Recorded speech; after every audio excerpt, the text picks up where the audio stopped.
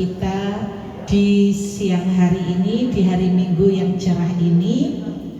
Alhamdulillah kita panjatkan syukur kehadirat Allah SWT bahwa pada kesempatan hari ini bisa ketemu dengan ibu-ibu ya, most of adalah ibu-ibu, ada 1-2 bapak, jadi ibu-ibu yang hadir di sini dari Mojokerto, dari Jombang, dan ada yang di Jombang Mojokerto tetapi berKTP Malang, ada juga yang berKTP Bojonegoro atau apa ya, tapi ngurusnya katanya kok susah ya Pak Beni, pindah KTP. Iya benar ya Mbak Rere ya, Mbak Rere ini juga sudah tinggal di Mojokerto tetapi pindahan dari Surabaya juga susah ngurusnya. Nah ini mumpung ada beliaunya di bidang pemerintahan. Selanjutnya ini adalah hari kedua, kemarin pagi ada kloter pertama, ibu-ibu UMKM juga bapak-bapak untuk fotografi dan pembuatan konten jualan online dan seru banget. Kemudian yang kedua juga seperti itu, kloter sesi jam 1 sampai jam, kemarin hampir mau maghrib Pak Asisten, karena ternyata ibu-ibu ini tidak punya udel jadi nyanyi-nyanyi karena saya komporin, ternyata dapat kompor hari ini. Tepuk tangan untuk Dinas Koperasi dan UMKM. Itu pun tadi itu ada yang bukan ini saya bisa dijemput, enggak, saya telat lah ya itu. Jadi ya wes saya ngalah, saya tungguin, saya sewakan 2 helm itu Pak Asisten. Jadi maksud saya beneran dulu-dulan. Jadi biar berangkatnya bersama-sama. Saya telat ini, loh Mbak kok belum sampai? Gak ada yang antar katanya. Waduh, padahal mendapatkan pelatihan ini yang ngantri banyak deh, yang ngantri amat sangat banyak sekali. Jadi kesempatan ini tolong dimanfaatkan sebaik-baiknya. Lek ngantuk dikasih balsem dan melek obor ya. Jangan panas, ya ben melek gitu loh maksud saya ya. Jadi karena Pupung Dabulir ini manfaatkan beliaunya ini mulai dari dasar sampai sekarang gara-gara membuat UMKM frozen food ya Mbak Lirin ya, sehingga sampai sudah punya perusahaan sendiri. Nah ini yang perlu sudah diekspor juga. Jadi kita ikut senang. Saya tuh paling senang kalau ada ibu-ibunya yang mandiri gitu ya, tidak tergantung suami, karena itu tadi seperti kata Pak Beni sendiri loh ya, yang menyuruh ibu-ibunya strong. Dan memang kita harus mempunyai usaha sendiri ibu-ibu, karena apa? Jagani hal-hal yang mustahil dan hal-hal yang mustahil ya. Nah seperti itu. Karena apa? Zaman seperti tadi beliau sampaikan itu, kita tidak bisa hanya nunggu tanggal 1 bayaran dari suami, atau yang dari swasta nunggu hari Sabtu toh.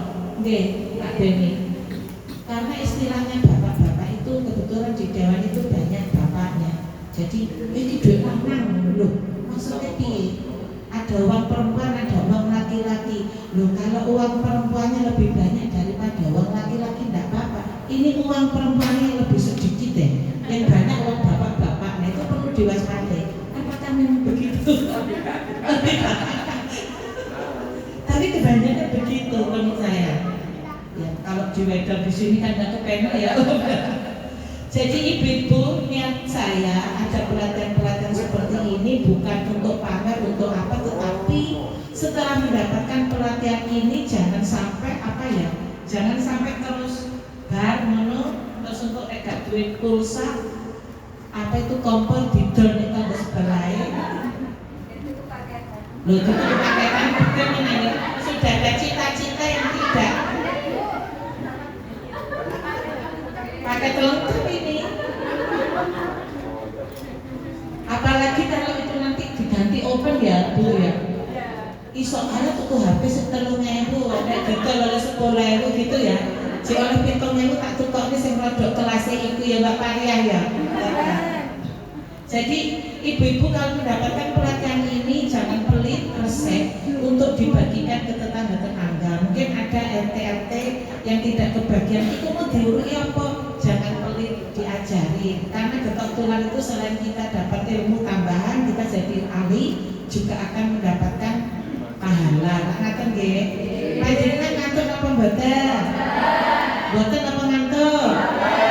Mboten. Di sini yang belum kenal saya siapa, angkat tangan.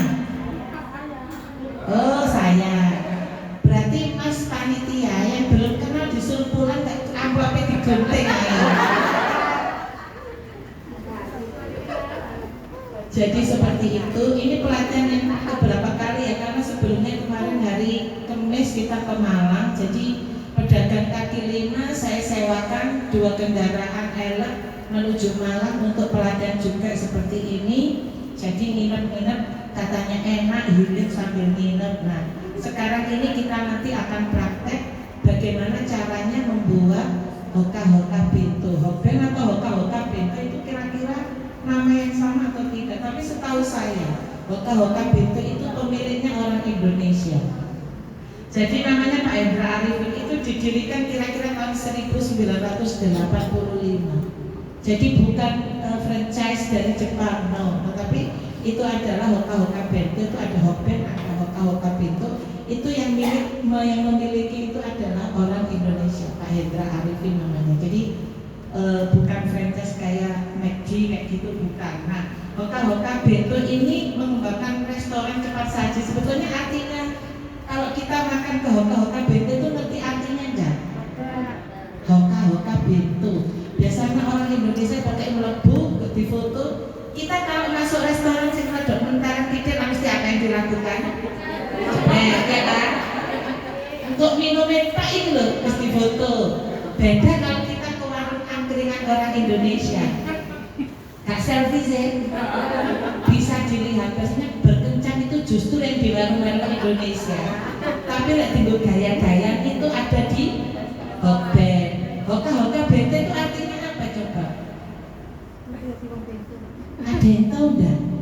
Enggak tahu ya. Hoka-hoka bento itu makanan hangat yang ditaruh dalam kotak. Makanya kalau kita makan di Hoben gitu kan mesti ada kotak kayu ya kan.